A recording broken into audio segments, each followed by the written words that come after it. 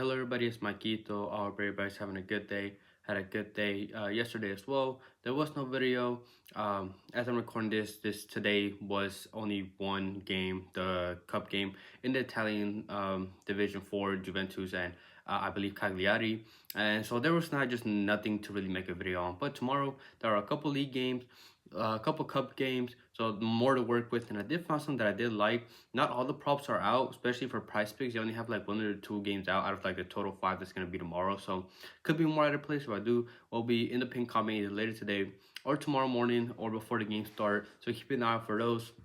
When I made last video, I said we're currently on the 9-0 run because the America game and Monterrey game was just about to start, and they came through. I was a little biased, said that I just trusted them in general. You can call it a good call or whatever. They came through. After I finished recording that last video, I was watching the game up until the end, and I didn't even notice my girlfriend recorded me. Here's a little clip of that. Boot that bitch! Three campeones! So obviously very happy with that, just on the personal level and just for the video purpose. What I said was 3 campeones, which means 3-peat. That team 3-peated in the Mexican League, but that's just me getting out of track, just me, I guess a little rant on the team that I support there. But when it comes to tomorrow, there are a couple picks that I did like so far, even with the picks that are out right now. So I'm just going to get straight into those. And the first one is Luis Diaz to go higher than 2 shots playing away from home for Liverpool, going up against Southampton. He's averaged 2.45 shots per 90 so far in the league. And I guess the big concern over this pick is whether he starts, because it's a cup game and there tends to be player rotations. But most sources, if not all sources, have him starting, and I believe he starts here as well. There was a little bit in the beginning of the season where he was getting benched, trying to figure out where to play who, but looks like he's got Slot's trust, and he's been playing a lot more lately, and I expect them to play in this game. He actually played them about a month ago. Liverpool and Southampton played, and he played off the bench, and in just 28 minutes off the bench, he went over this prop with 3 shots, like I said, in just 28 minutes, and if he starts, it's even better for us. Southampton are a team that allow a lot of shots, and they've actually allowed more shots at home. They've allowed 17 away, all the way up to 20.1 at home. Regardless whether it's home or away, they allow a lot of shots regardless, which is good for us.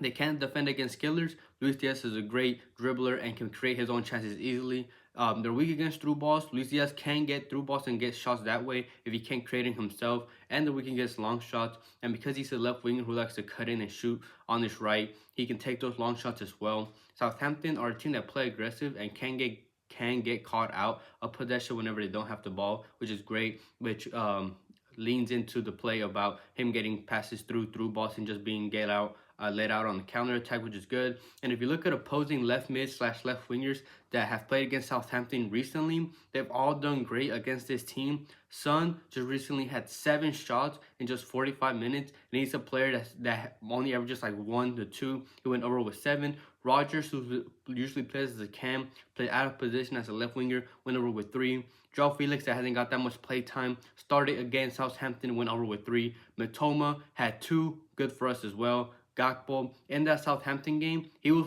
the one that started over Luis Diaz, and in 62 minutes, he had 3 shots, and then when Luis Diaz came in, that was 3 shots there as well, so that's just 6 shots from left mids and left wingers just for Liverpool alone. They have Ndiaye, who sometimes doesn't even shoot, averages around 1 so far this season, went over with 2 in just 62 minutes before he got subbed out. So overall, I think it's just a good line and a good matchup, and if he starts, I think 2.0 is just too low of a line, so like Luis Diaz to go higher than 2 shots. And then the second prop that I found that I like is Sergio Camello to go lower than 0.5 shots on target playing away from home for Vallecano, going up against Villarreal. So far, in 16 games, with 9 of those being off the bench, he has only taken 6 shots on target. That's an average of 0.68 shots per 90. But in the away games that he's played 8, 4 coming off the bench. The 4 that he has started, he's gone under this mark, and all 4 he has yet to gone over this mark when he plays away from home. And in general, he's just not, there's nothing special to his game. Usually whenever like there's a striker for a team they usually have something, whether it's his finishing, his aerial prowess, or just something in general. But I've watched him play, there's just really nothing special to his game. He's more of a striker, more of like a center forward who likes to dribble and then likes to lay it off. He's not a striker that has that instinctive ability to go out there and shoot.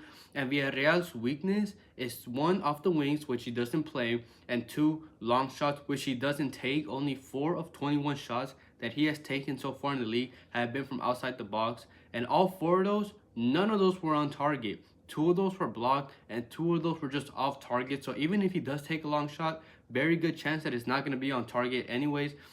And then last season, he played him back in April away from home. He took 2 shots.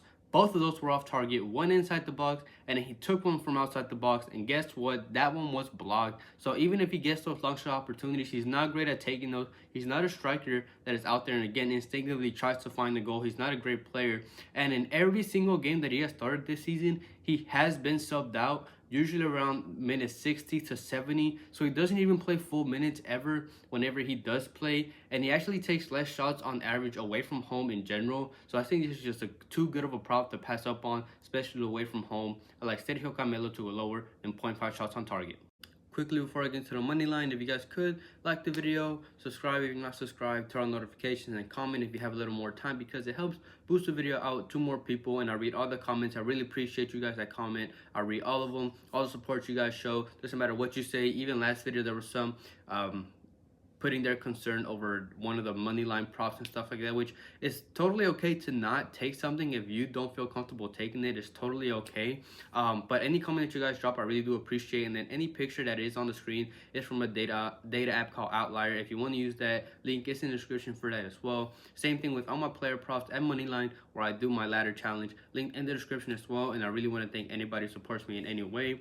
But speaking of the ladder challenge, we hit day 6. We're on to day 7. We're getting closer and closer to that day 10 mark, and we're doing great. And I did find one that I did like, and that's in the EFL Cup, and that's a Liverpool money line going up against Southampton. You can currently get this at minus 270. Honestly, on Fliff, they have this a little more juice than I would like. You can get this on some sportsbooks app at like minus 250. I've seen some for me minus 235. So depending on what sportsbook you have, but regardless, I like this line anyways. Last time that Liverpool lost a game in general was back in September 14th. It's been 2 months, over 2 months that they've played. They've played 19 games since that loss, and they have not lost every single one. Southampton have the second worst defense in the league with 36 conceded in 16 games, and actually have the worst defense at home, conceding 21 goals in 8 games. So they concede almost 3 goals a game, and that's especially dangerous against the Liverpool side. That even if they don't play their full starters up top, mainly Salah, they still have a lot of players like Nunez, Gakpo, Luis Diaz, who are great up front. Even Chiesa could come and play. They just have a lot of great attackers regardless, so that doesn't really concern me too much.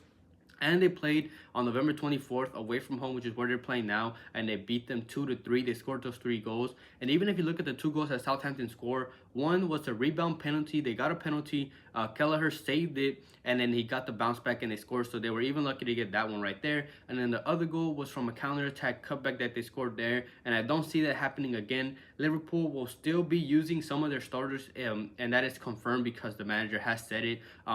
The 2 that we know for sure that are going to be rotated in are Kelleher, who played against Southampton in that game and did great, and Endo, who's a quality midfielder. But whether it's McAllister, who's projected to start, great midfielder. Nunez is projected to start, great striker. Chiesa might play, and if he doesn't, you still have Harvey Elliott, who's another great player. On the left is projected to be Luis Diaz. Just regardless, in general, they just have a lot of great depth and players off the bench that is better than Southampton's main squad. If they don't rotate any players and play their main squad, I still like Liverpool's rotated squad with some starters even better. It's just good for us in general. And in the 2 games that Liverpool have played in the EFL Cup, they played much tougher opposition with a rotated squad, played West Ham at home, beat them 5-1, played away from home to Brighton, a much tougher defense, beat them 3-2. And I think in general it's going to be too much for Southampton. They'll be lucky to score 1 in my opinion. Even if they score 1, Liverpool can easily outscore them and score 2 or 3. So I like this prop regardless. I like the Liverpool money line for minus 270 going up against Southampton for day 7 of our ladder challenge.